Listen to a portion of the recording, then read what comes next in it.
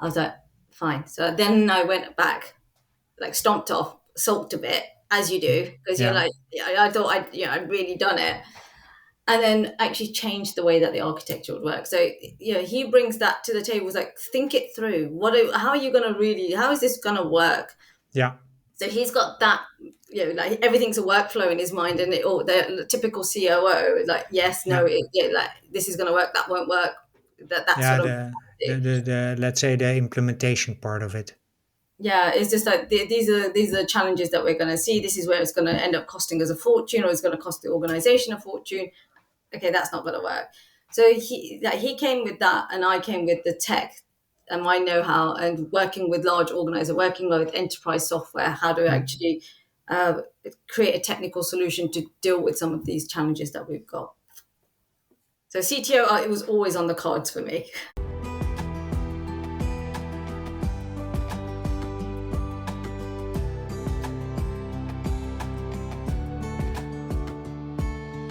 Welcome to Women Disrupting Tech.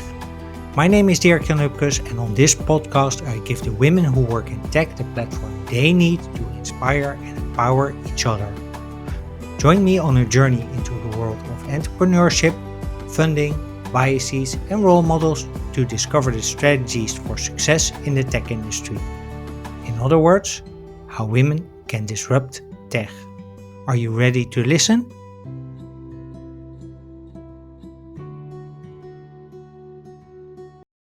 Hey, welcome back to Women Disrupting Tech. Thank you for listening to episode 59. Ask any tech person, risk manager, or COO at a multinational company, and they'll tell you that data protection is a big, hairy problem. They have to deal with multiple rule sets, systems that require changes, and along with that come the inevitable budget cuts and reorganizations. Now, back in episode 50, Martine van der Gaar and I talked about how companies can share large data sets with each other without breaching privacy regulations. And today's episode is about a company that takes this process one step further. Because Sonal Rattan of eXate is my guest to explain how companies that operate in multiple countries can allow their data to flow across borders while at the same time ensuring compliance with data protection, privacy, and security regulations. Sonal is the Chief Technology Officer of eXate, and with that, she's the first CTO of a startup on this show.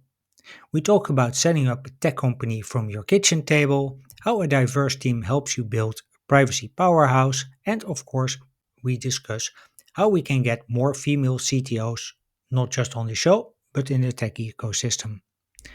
Plus, you'll hear how Sonal's daughter, who initially hated computer science, now wants to be in AI. So, when you're ready to listen and learn how to make data protection bite size, please welcome to Women Disrupting Tech, Sonal Rattan. Hey, good morning, Sonal. Great to have you. Question I always ask at the start is how you got into your current job or current position, and start wherever you want. Hi, thanks for having me. So I'm Sonal. I'm one of the co-founders and the CTO for eXate. So prior to setting up eXate, my career was all software engineering and leading teams of software engineers and data scientists. And I spent a lot of my career in banking, but I have Mm-hmm. worked in other industries as well. Um, I had some notable roles. I supported the management office for the markets division for HSBC. And as a part of that role, I had so many different variants of hair on fire moments, but ended up having quite a few different issues around data and what I can do with data and how I can Yeah. share data, etc. Were at the beginning that GDPR hadn't kicked in at that point, but I did 2 years of corporate and institutional digital as well, and as Mm-hmm. a part of that, I had I ended up helping some of the tech side for a multi-billion-dollar program, which just ended up getting stalled. We were like very, very ambitious as a team for the corporate and institutional digital side that wanted to run and like, go on the cloud and do all of modernize applications, etc. But Mm-hmm. every single project was taken as about 233 man days, which ended up which is actually taking slightly longer now, but all things with GDPR and different countries' regulations and not being able to store data in different jurisdictions ended up causing a huge problem, which Hmm. I didn't feel was actually my problem to solve. I thought the bank should have actually dealt with it. And this is something that's such a common thing for every single project. Why wasn't Yeah. it dealt with centrally? Went out to market to try and find a solution. Didn't find anything, and so ended up setting up eXate. So Yeah. eXate is a company that so we sit at the intersection of four things: data privacy, so rights of an individual, contractual clauses, Hmm. data residency, so like things like where data can reside. But we've got a distributed system that we're able to do different data protection within different jurisdictions. Hmm. We've got data protection, so we've aggregated multiple privacy enhancing techniques into one platform. And then finally, fine grained access control. So it is attribute based, context driven, consent driven access. All of those things are put together to say, am I allowed to actually process this data? So that's a bit of why I set up what X8 and where it actually came from. Yeah, that's it sounds incredibly complex. I can say for myself that this is indeed something that I experienced while working at ING and NN, sharing data even in the same country across to other business units was a problem Yeah. because there was consent involved, especially at when we started GDPR, but even before that, by the way.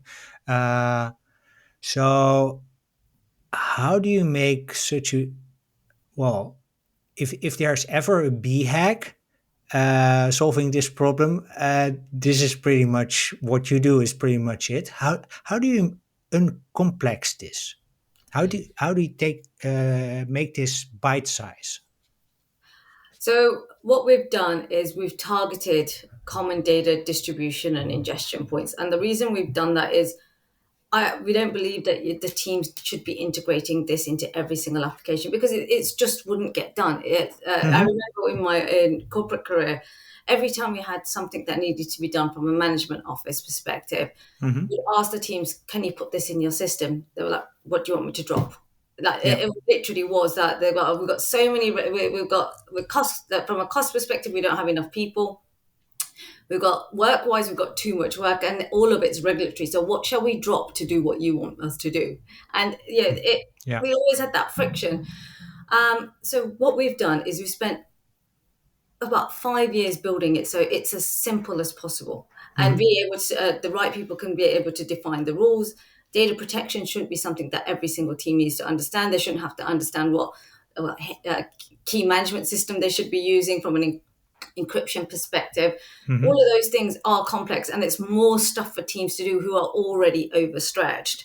Yeah. So for us it was create something that just can automatically do it. So we've got a fair bit of artificial intelligence in our application as well that can help classify and be able to work out what information is sensitive, especially PII type data, which is like the Yeah. most common obvious thing for us to protect. So And MPII for context is personally identifiable information. that's right. Sorry, I live Yeah. in acronym land. So yes, it is all to do with personal information, Yeah. things, name, social security number, things that that can identify an individual. Yeah. Those are the obvious ones for our tech to be able to say, well, we can see that you've got some sort of customer data in here. Shall we protect it for you? Mm-hmm. And so by giving those pointers, I think we are looking to actually reduce some of that complexity. But what's actually happening with the teams on the ground, they're having to do this work anyway, but it's all manual. Yeah. Everyone is doing it. So like there's a big form to fill out what personal information or what financial information and it's a tick box exercise at the moment. Yeah. But this is that next level where you can actually start doing stuff and actually breaking that cycle where it takes a year to be able to go through this first before your project can really kick off. Yeah. So is it sort of a shell that is built or that is underlying, let's say, the regular infrastructure of a company, be that an insurance company or a bank? Yeah, so it's been designed to be a central system Yeah. that allows you to. It does, as I said, it does a few things. It will allow you to define policies on what you can and can't do with data, where you can do it, what Hmm. reasons you're going to. So an access policy around why can you actually see it and where can you do it. We've got, again, Ah. all of the data protection techniques that sit in our shell, I guess, and we are deployed as a part of uh, a system called Kubernetes, which acts as Hmm. sits alongside your infrastructure, which helps scaling, etc. Yeah. So we're able to be injected in multiple different ways to again mean that you don't have to make any code changes.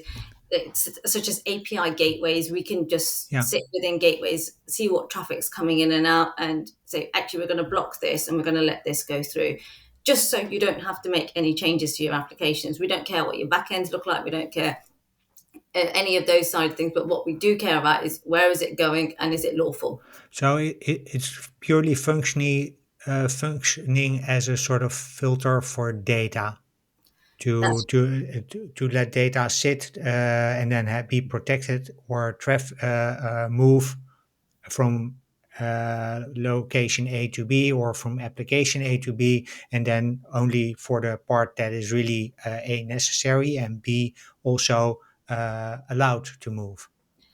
Not exactly. and from both a business and let's say privacy and security perspective. Yeah, absolutely. That is exactly what it is. So we tend to work more with global organizations that Hmm. have got operations in multiple jurisdictions. Yeah. So a good example is we're doing work with a international private bank. They've got a Switzerland have said encryption keys must reside within Switzerland, but we'll Uh-huh. let you put your data on your European data center. So that's what the Swiss regulators have actually said Ah. we're okay with. Before it was you can't even take it out the country. This is again the advancement in what regulators are saying you can potentially do. So what we do is we do that essentially with that traffic cop. So you Yeah. can go this data needs to go to Switzerland, this data goes to so we've got a service that sits in Switzerland that does the encryption and decryption, and then it can, depending on what the rules say, we can actually use that data for and what the regulators have said we're happy for you to do, and then Hmm. that data is able to be used. Otherwise, it's filtered out because it's not available for that context. But it means that you can behave in this global environment, Hmm. but really you're doing what's required from a data perspective and Yeah. keeping it within jurisdiction. So it's a mechanism to be able to help do that. But where we're taking it, so we're working with the likes of Red Hat today, Hmm. who have amazing tech with the way that they can do hybrid clusters across multiple clouds, multiple jurisdictions, Hmm. and the R&D type of work that we're doing there. And we are looking to change the industry in the way that these data residency things are becoming more and more prevalent. So Yeah. how do we actually change the industry that say, well, actually historically everything has been move data where it needs to go to, store it somewhere, do something. Hmm. And it's that data mesh way of looking at the world, Yeah. which is move the compute, not the data. So we're actually saying, well, how do we actually orchestrate compute moving to the places as opposed to the data moving? So right now we're doing it with data. The future state is going to be actually we're going to just move the compute, and the compute is the cheapest part. That is the cheapest component. To be fair, Yeah. moving So data the is and expensive. and the compute part is the purely the processing. Purely Then the processing. So if the data okay. is already there, how do we actually create that the infrastructure to be able to it is a newer way of thinking of it, but how do we Yeah. keep the data that needs to be where it needs to be, but the application is the thing that changes, and that Yeah. impacts license fees, etc. You can deploy something once and use it many, and that's going to be it will be a game changer for the industry because it's going to be more efficient. Testing processes going to be more efficient, development processes, deployment processes, having less teams maintain it. It Hmm. will change, and it will make software cheaper to run. Yeah. On that point, I was actually wondering because if I remember correctly, initially the solution started as a sort of how do I uh, protect or how do I create sort of a data set for testing purposes that is, yeah, for lack of a better word, almost or contains production like data, which is sort of the gold if you are testing software. How did you move? Was that just a building block that you were that you needed to have towards a bigger vision, or did you pivot along the way? It was a building block. So for us, data protection is data protection. So we don't care where we're going to. Hmm. We know we need to move data from one place to the other. So moving data in a masked form, which is one of our aggregation of privacy techniques, or as synthetic data, or as Hmm. um, pseudonymized data or encrypted data. For us, it's one call, and that's what the system's been designed to do because things are always evolving and changing. Some jurisdictions have completely different algorithms for encryption that you can only use that type as opposed to some other type that you might be used to using. Let's say Hmm. AES encryption. Russia has a completely different mechanism because if, as we all know, most like government agencies can they've got some degree of tech that can break encryption. So Yeah, they've got other techniques that they prefer you to use. So it's just yeah, for us, we know that we had to build all of these techniques into it, and they're going to change. So encryption standards change as soon as you've got another mechanism that's okay. Now that's going to be breakable within X time. It's going to hmm, change again. So yeah, NIST principles are coming out now to say, well, how are we going to actually deal with quantum computing right now? So that is there. It's a reality. It's coming. yeah, Quantum safe encryption is going to be the next way to be able to encrypt data. So we needed that mechanism. So knowing that was coming, we built the system like that. But it meant that we were able to industrialize our product with the likes of ING on yeah, less uh, critical flows, I guess it was. So it was moving data from a production environment to a non-production environment yeah, in a mechanism that their risk people will sign off on, and having all of that audit and the governance around it. So that yeah. there were a lot of things that we had to build before we are going to really be able to do stuff on actually trafficking, like doing all the data stuff in production environment. So it's taken us 5 years to get to where we Yeah. are now. Because it's I can imagine it's also complex in not only in the sense of the product itself, but also because like large banks like ING and UBS and HSBC, they require you to use, well, let's say reputable firms or have reputable technology in place. Yet you're really on the innovative side of things. How do you get an access into these organizations? And yeah. So I think with ING, it was very, very unique because Mm, we've got an exceptional relationship with ING.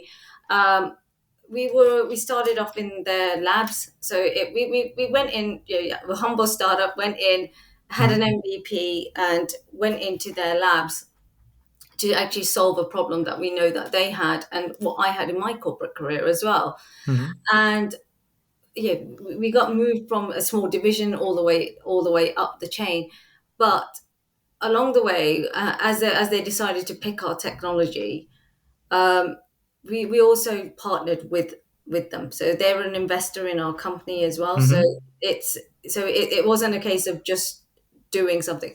Um, my background as well, I did software, enterprise software for 20 years of my career before I actually did this. yeah. And I was writing software and doing software for many organizations. I worked with HSBC, UBS, Mm, Mizuho, and I wrote software that went into production for all of those. And I led teams that put this stuff out there. So that comes with it as well. And my co-founder was the COO for the markets division, and it was the COO for digital transformation. Or yeah, we come with a certain pedigree as well in terms of what we're actually building. yeah. But banks are more open to working with innovative companies as well. Yeah. There's no point doing the same thing over and over again and expecting different results. I think No. they've woken up to that to say, actually, let's try something different. But again, they didn't roll us out. We're getting rolled out now after they worked with us for 3 years. and made sure that it had every single thing that they needed, Hmm. and then we're ready to go with it. Again, so it's not as straightforward as just saying, okay, they bought us and they put us in and we're running everywhere. It didn't work like that. No, no. Also because they're yeah, they want you to use because you're partnering with IBM, I think. That's right. Yes. So so again, so now our technology is running, and our technology is fast. It does so many different things that can help everyday data privacy challenges. Uh-huh. And it's designed to with that flexibility in mind. So we don't know necessarily what's going to happen 9 months down the line. So we Hmm. built it with that view in Yeah, mind that this is an evolving landscape, and you need software to do. Otherwise, if you're doing it in your applications, you're going to have to change your applications yeah. continuously, and you won't get out of that loop. So from that perspective, it's all been, thought through to say, well, how do we actually take all of these things and bring them together to be able to allow organizations to actually get out of that spiral, that constant loop that they can't get out of. Hmm. I want to shift gears a bit Sure. because you have a background in banking and now you're a CTO. How how did that journey go? So in banking, I was essentially running, like I was running tech teams Yeah. anyway. The idea to actually come up with this was because I was highly ambitious within Mm-hmm. the industry as well. I wanted to make change. It was Mm-hmm. really difficult to make change within an organization because that, yeah, Yeah. as you're fully aware, uh, and to make that shift, it was a case of just thinking, how am I going to, how would I solve this if if I could be outside and I had free reign and I could pick what technologies I wanted, Yeah. etc. for it, because it's a hairy problem. It's not a Yeah. small thing that I'm going to build a small app and I'm going to like deploy something. This is I want to change the way that we look at data and how we're going to do it, because there are so many things that we want to do, and we want to run with AI, we want to run with like building applications. I wanted to build something that actually helps people that were in my position that wanted to make change but were getting stuck in this red tape Yeah. that was like data control, I guess, And to be able. seemingly impossible or problems to solve, because that was also always what I was told. Yeah, we just can't solve this. Yeah, it's a barrier to, like, Yeah. in most common, it's a barrier to entry to be able to innovate and Yeah. do those things, because it costs so much money to do it. We know it's going to take 1 year of one person's time, you're out the gate, you're already X done. And then but then you've got to put technology in different places to Yeah. actually solve it, and it makes sense to try and run it in multiple locations if you to get the most out of it. How do you do all of those things when Mm. you've got a small budget? Because everyone's always going through cost cutting, so budgets are always getting cut. So Yeah. how do you actually do this, and how do you show that you've done something while you've been at work? Yeah. That we were the people that wanted to deliver, and we wanted to make change in banks, and we've just taken that a little bit further to say, well, how do we actually take a problem? There's lots Mm. of different things. There's so many different things within an organization that you've got controls over, Mm. but The- data was probably the one that took us the longest. yeah, I can imagine. Did did you decide with your co-founder on purpose that you would be the CTO, or Yeah, he's not technical, so oh he was the COO. So he's business, and I'm tech, and that's how it works. So he's the CEO, yeah. I'm the CTO, because like to architect it, to develop it, I wrote the first few iterations of our technology when we first started.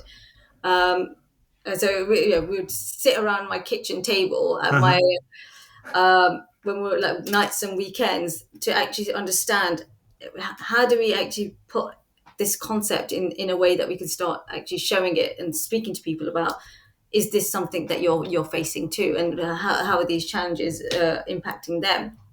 Mm-hmm. And so what would end up happening is that he would say, actually, this won't work, because if you told me. So one of the things I did to start with was I wrote a solution that you would have to make some code changes to your application for. Mhm. And I was like, I've done it, I've solved it, I'm amazing. Whatever Mhm. you feel like when you like wrote software that works. Yeah. You have that eureka moment. Yeah. And we ended up I ended up falling out with my co-founder at the time, because I just thought, how can you not be so excited about, I've just done this? He goes, it ain't gonna work. It ain't gonna work.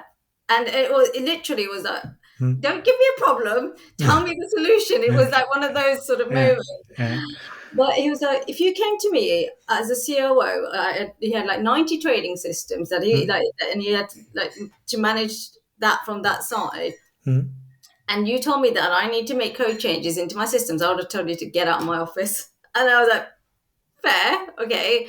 It said, if these are the things you're gonna need it in a way that I don't have to make code changes. If I'm gonna try and do this and implement this as an organization wide or a department wide something, Mhm. it needs to be. It, I'm not going to be able to get my people to actually my teams to be able to change their software. I was like, fine. So then I went back, like stomped off, sulked a bit, as you do, because you're Yeah. like, I thought I'd really done it, and then actually changed the way that the architecture would work. So he brings that to the table. It's like, think it through. How are you going to really? How is this going to work? Yeah. So he's got that, like everything's a workflow in his mind, and the typical COO, like yes, no, Yeah. like this is going to work, that won't work, that Yeah. sort of. The let's say the implementation part of it. Yeah, it's just like these are challenges that we're going to see. This is where it's going to end up costing us a fortune, or it's going to cost the organization a fortune. Okay, that's not going to work. So he came with that, and I came with the tech and my know-how, and working with large organizers, working with enterprise software, how to Mhm. actually create a technical solution to deal with some of these challenges that we've got. So CTO, it was always on the cards for me. Okay. Well, that's good because you're the first CTO, female CTO anyway, to be on the podcast. So, Oh, great. Hopefully, which many also more. makes you the first CTO because so far I've only been talking to women. Yes. Um, Hopefully, there'll be many more to come. So, like yeah. initiatives like this are to say, yeah, women are in tech. Okay, they're not as many, but there should be more for sure. Oh, definitely. I want to park that for a minute and before I ask you about that, because like you, I'm really passionate about getting more women into tech. One of the things that I know for if you are attracting funding is that once you have a woman on the board, your chances of funding go down. What has uh, two questions. One, who has done the pitching towards investors? That was you or your co-founder or together? So, this is something that we did have quite a lot of conversations about. So we initially started going, both of us, to pitch the idea to get some funding, Hmm. and yeah, it's really difficult. It's Yeah. difficult for founders in general. It's a Hmm. unless you're like you've done multiple companies, there it's very few, unless you're like some kid out of Stanford. It just feels like it feels like it's a really difficult task, full stop. But Yeah. I did start getting paranoid, thinking, and knowing what the numbers look like for women, is it better? Are we better off just sending Peter, my co-founder, Yeah. send him to do the pitches and make some like techie, whatever it is? I thought, and I just stay out of it. It's very common for CEOs just to do the funding side of it, and Hmm. I don't need to be involved in that side of it.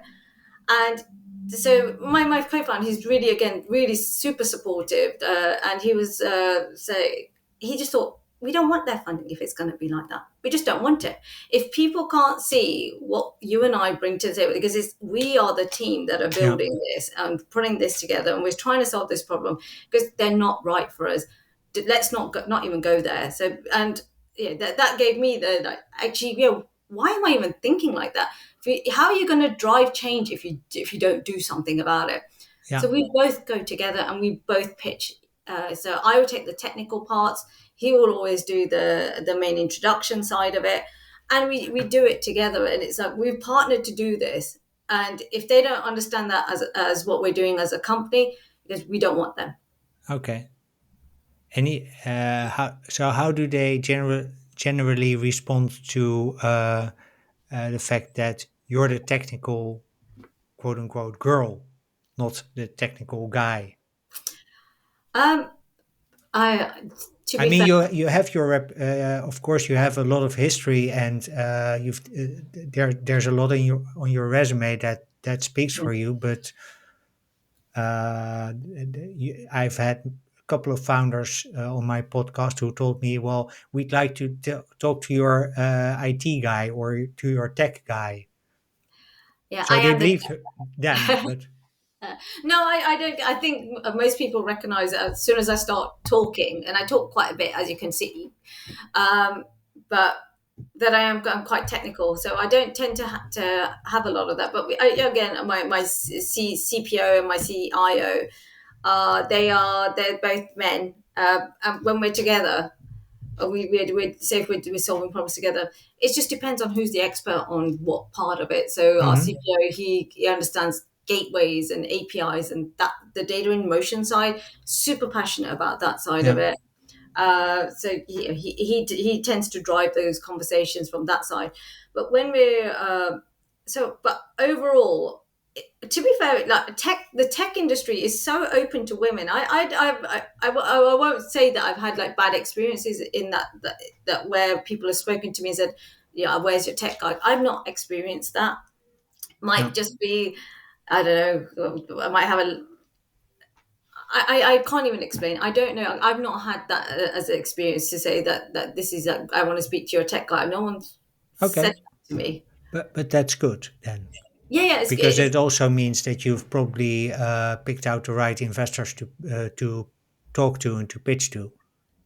yeah, but yeah, you have other challenges on the other side though. So like I'm almost pigeonholed as the tech person as Huh? opposed to all the other things that I can actually offer to the company. So as a part of my journey while I was doing it, I studied for my CFAs to understand the business side of it from Yeah. financial analysis, all of those types of things. Hmm. Didn't get it, but I studied for it, and I failed the exam miserably. But it did get the basic concepts of Yeah, how there's a lot you pick up anyway. like financial reporting, Yeah. etc. So it makes sense for me to pick up loads of those sides of things. Hmm. But it was like, well, why are you doing it? Why are you not doing CTO tech things? I'm like, well, I'm a founder. I'm not just a CTO. I'm also, that's why I put it in my title. I'm a co-founder and a CTO. Everyone has to pitch in to get the business to run. If you've got a certain skill in something, do it, use Yeah. it. There's no point pigeonholing people into one thing or the other. No. True. Um, you also have a very diverse team that you work with. So there's a male co-founder, of course, um, but also the other people who work in the company. It's quite, from what I saw on LinkedIn, it's quite diverse. Did you do that on purpose? When you're small, Yeah. you don't have the luxury of just saying you're always going to hire the best person for the job, and Yeah. you have to. You've got a limited amount of budget, Yeah. and so as much as you want to have it, but for us, we're really fortunate that the people that are best for the job, a lot of them are women. And and that's the way I look at it. It's got nothing. I didn't say I'm going to hire a woman. I said I'm going to hire the best person for the job, Hmm. and women are equally as good, if not better, in some cases, depending on what it is. And some cases, like yeah, my male colleagues are better at something. Yeah. It is what it is. I'm not gonna like if I don't like it, if someone pigeonholes me, I'm not gonna do it in return. But I'm Mm. always gonna want the best person for the job. Yeah. And do I broaden the search around it? I try not to have those biases, etc. around it, Hmm. but it's always going to be pick the best person for the job, and that's the only way we're going to be able to survive as a survival comes in first before Yeah. you do it. Like yeah, I want, Yeah. really want this, but I've been super lucky that I've had other women that want to work with me. Yeah. That's indeed really good. Um, as I said, you're the first female CTO on the podcast. How can we get more women to assume these roles? And So, more broadly speaking, can we get more women into tech? so I've got two daughters, Uh, and my eldest has done her they're called GCSEs in the UK, which is the like 16-year-old exams, and then before you do 2 years and then you go to university. yeah, She did computer science. I was like, your mum's like you're going to need computing irrespective, wherever, whatever yeah. you're doing, you're going to need to do it. You need to understand computers. They're going to be a part of your life forever, whatever job you're going to be doing. Mm-hmm. Um, so she went off and did it, and she hates it. Absolutely hates it. She's like, I just don't want to do this. Yeah. And I was like, she's been exposed to so many amazing things. She's seen what I'm doing, what other women in the industry are doing. She's like, it's just not for me. She's a woman in STEM, so, Yeah. so she's gone for maths and physics as well, like the ways that she wants to go. Mm-hmm. But she goes, it was the worst thing, and part of it's got to be around syllabus, etc. So trying to get younger girls into it, the notion of it, that this is, I can only say from what I understand from that interaction that we got with girls here. She goes, there's Yeah. not many girls in the class to start with, but secondly, the topic is it's memorize what RAM means and those things, as opposed to what can you use computing for. So I almost feel like instead of having computer science as a subject as kids are younger, is actually inspiring them with things that what can you do instead of like So the zeros and more ones. practical side, let's The say, practical how can you apply it, and do you need? Should you use it? Yeah, and then having some modules to talk about like programming, etc., and building those sort of skills, which they do even before they do their GCSEs, but Mm-hmm. really being able to put it in practical use so they can come up with it. A friend of mine does. He mentors young women, Mm-hmm. school between 12 and 18, Yeah. to get them into artificial intelligence. And he started with one girl, and I Mm-hmm. love the story that he's got such a great story because he started with one girl. Second year there was three girls. The next year he had nine girls, and now he's got a wait list of girls that want to actually work with him. So I think they got to a point where they were doing a forum of 90 girls at one point for him. And he said, but it was practical uses. And one of the things which was phenomenal, and what they were doing was they had an idea, so they had to pitch ideas and how practical uses of AI. Mm-hmm. And they were saying, well, they've seen their moms, etc., struggling with like managing their children, etc. So they come up with an idea to create an AI app Uh-huh. that can listen to your child, their younger children, read. So reading is one of the things Yeah. that parents that will do with their kids, etc. Read to the computer, and where you mispronounce words, the computer tells you that this is the right word, and basically simulates what the parent does when. But they can do this more often. Yeah. And I just thought, okay, they did the app go live. I have no idea. There were children like pitching this. I thought, but I just thought, what a wonderful idea, and how Mm-hmm. you're Yeah. really like, and these they were driving more and more women into it, and I'm just thinking, how do you do that more and more and at scale, where you fall in love with the idea of working with tech? Tech is amazing. We can do so much with it. How do you actually get the girls to actually love it, as opposed to say, I come out like my kid did and said, I absolutely hated it. It was boring. It's boring. I don't understand why I need to know half of this stuff when she probably doesn't. If you're going to be interacting with tech, you don't need that side of it as No. much. Or if you then decide that you want to learn more, then it makes sense to have that foundation layer to be able to say, okay, here are all the things that what IMAP and all of those Is it things. approached to academically then? So you first need to build a foundation, and then only then you can start applying it. Whereas we should reverse it. Is that what I'm hearing you say? I feel that would, for the generation that are here, but if you look in like places like India, it's Hmm. so normal. So many women are in tech. Yeah. They've got the balance right already. There are so many women in tech, and it's worth understanding. Well, what did they do Hmm. to actually get that quota? I mean, still might not be as many as men, but there is a huge number of female developers out in India. And when Yeah. we look at there, we tend to get a lot of CVs from women as well. Hmm. So it's yeah. So my what I think is I've got no evidence, no science to say this is how but this is just an opinion. I think that Yeah, this might be not a way to do it in the UK with a different audience, but India's already doing it. yeah, yeah. But and India is also what I heard from two other guests is that in Asia, IT and tech is more sold, quote unquote, sold to girls as okay, that's job security. Yeah, yeah, it is. And the only security or the only certainty I would say we have is that the computers are going to be around Yeah, absolutely. The computers are in our definitely lifetimes and probably the lifetimes of many people after us. yeah.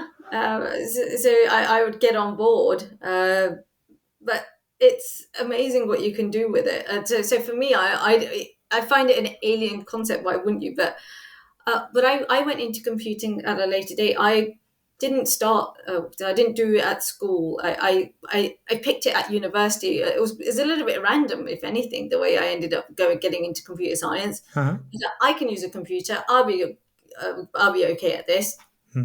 Really, really silly way of doing it. Like I look at how focused my kids were, and I was just like, well, I wanted to do something, and I think, well, I don't really know what I want to do with my life. I'm pretty good with computers. Why don't I try that? And that was sort of my mentality towards it. Yeah, again, even then, I was thinking, well, computers, yeah, they're not going anywhere. Yeah. It feels like from getting a career perspective, it seems like a pretty decent way to go. And that was my sort of foray into it. But as soon as I did, and I really started to Did you, understand it. by the way, were you encouraged in any way by your parents or discouraged, maybe? No, no, no. I've got to say, so my parents, so my dad's not educated, so he used to say is make sure you study. Don't work like I've had to work. Make Hmm. sure you do a job that was just he said it's so much hard work. It's so much harder when you're not educated. Make sure you're educated, and that was the degree of what because he didn't know he Yeah. couldn't even give me an idea of where to go, but he is entrepreneurial. That's something I definitely haven't got from my dad. Hmm. Yeah, his was different in terms of he built and sold shops like grocery Hmm. shops, etc., and built them up, built the revenue up, and then sold them. That was his model, and that's what he Yeah. did as a job. Okay. Well, that's also good because it needs to happen. But did you have any other role models? Do you know what the role models I had, because there weren't that many women, were No. men. They were Yeah. men. I don't think I need to see another woman do what I'm doing. I'm going to take inspiration from everyone and anyone, because that's the way you open your eyes and see what other people are doing. Yeah. And if there's somebody that's doing something and they're doing a really good job at it. So I remember one of the guys I used to work with, one of the technical leads that I had, and Hmm. the way that he problem solved and saw things, it was like the Matrix. He was such a smart guy. I had the pleasure of working with him again, Yeah. but he really inspired me to say, like, actually think of things differently. So where I just say, oh, I can't do something, and this is Mm. like right at the beginning of my career, and he was like, of course you can do it. Tech, we can do anything with tech. We were able to send spacecraft that's touching interstellar space. He goes, Yeah. if you can do that with tech, you can solve this one thing. Yeah. And the way he just looked at technology to say, you can do anything you want with it. Now apply your mind to it and think about it instead of saying I can't do it. So inspirational. It really, I'm still friends with him today because just of the way that he sort of thought of things and made open my eyes to it. So that to me was a role model because it was what I aspired to be like. That's how I want to be, and that I want to be the Yeah. best at my job. I want to do these things as well. So But I think, is it also one of your purposes to inspire other women to go into tech? yeah, absolutely, because there isn't enough of it. And again, women come with other skills as well, right? Yeah. And you look back in the 40s, etc. It was mainly women that were doing the computer science, while people, the Yeah, men were at war. So it's not like they're not, but you want a diverse. Every company says diversity is what makes your team successful. yeah, So yeah, having skills from different types of people, different like walks of life. Women is the easiest one to target because it is you're 50 over 50% of the population. Yeah, let's yeah, start with the first one. Yeah, get that diversity in first before you start thinking of different other parts of it. Let's start with the biggest group to start with and get them yeah. into it. Yeah, that's probably also the easiest step because there's enough women who actually want to go into tech, I think.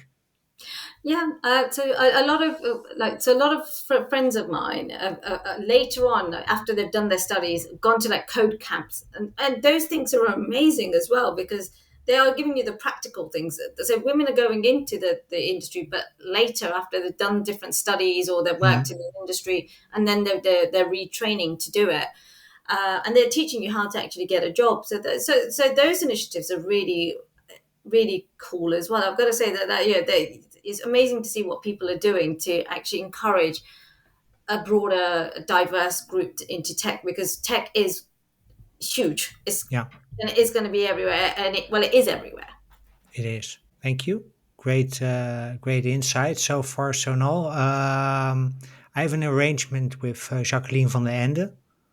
She's a previous guest and co-founder of an investment firm called Carbon Equity. They invest in a better climate, or rather, they help high net worth individuals invest in a better climate. And when we recorded the podcast, she told me, well, your podcast has to be obsolete in 10 years from now, which is by the end of 2032. Um, any Uh, advice on what needs to happen to make my podcast obsolete and make women in tech, well, let's say a normal thing? oh, good question. I think that the industry is doing a lot. It's one of the things that again, going back to an example with my daughters, uh, companies like Dyson, Amazon, everyone got together to get more like so they're taking girls from school to actually get them in more into STEM, and Hmm. they had projects, real life projects that say how do we solve these sort of problems, and they were going off to do that. I'd love to see more of those sort of initiatives. My kid came out of it. It was over a period of about 6 7 weeks, but she came out thinking differently. Considering she hated computer science, Yeah, she's open to like thinking about AI, etc. Because she's already been around people that inspired them to do things like that.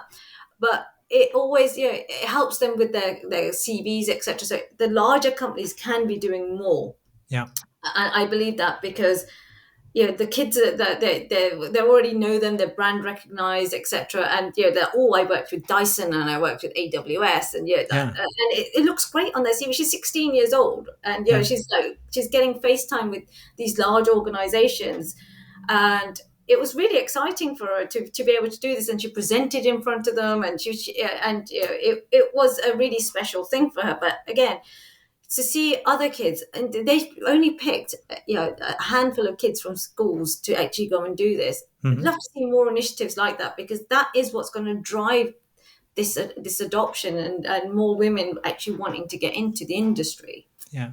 And also, again, making it practically applicable. Yeah, absolutely. So hers was like coming up with a solution around solving for pollution in smaller areas. So and it was fully engineering based, Uh-huh. and they had to do the research to understand what's out there now and what can they use, and what are the dangers of doing it in one way versus the other. And it was very scientific in the approach that they did it. It was Yeah, really it was fascinating for me to watch what she was doing. It was really interesting as a project. uh-huh.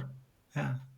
So more of those projects More of from. those projects because they were really inspiring. Yeah, Uh, the way you're going to do it is by inspiring people to do this. You're going to be able to get numbers up from other mechanisms, but it should be. It's a beautiful industry. You've got amazing people in there.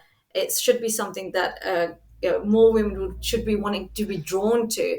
And the only way you're going to draw people into it is making things like that happen for them, Yeah. so they can see it for themselves, that it's not this nerdy guy that's going to be teaching you. It's not that. It's something completely different. It's not what it looks like. It is something amazing. So tech has a branding problem.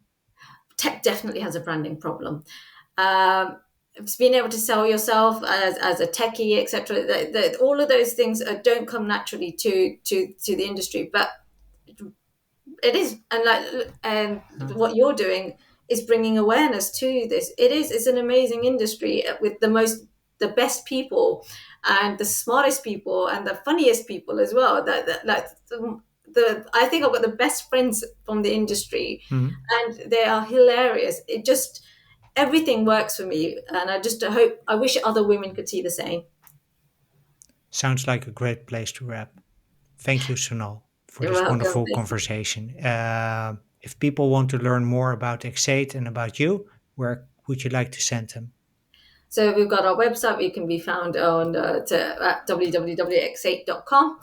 But also find me on LinkedIn, and I'm always happy to help.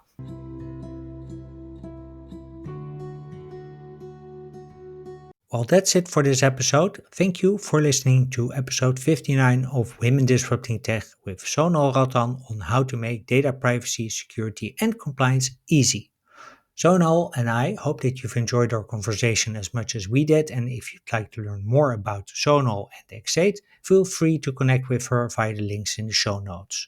As usual, you can find the show notes at womendisruptingtech.blog. There you can also find the entire archive of episodes, as well as blogs, show notes, and bios of all the guests that I have had on the podcast. If you are looking for a role model to inspire your own hero's journey in tech, please check out one of the 50 plus other episodes of this podcast on Spotify, Apple, and YouTube. And if you are a regular listener, would you consider giving the show a rating or a review? That way, you help other people discover the podcast.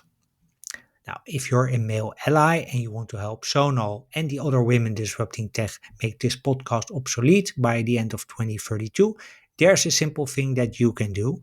Please share the podcast with friends, family, and coworkers because this way you give Sonal and my other guests the platform they need to make it happen. Finally, if you want to connect with me, you can reach me via Dirkjan at womendisruptingtech.blog or via the DMs on LinkedIn. Just look up my name and you'll find me there.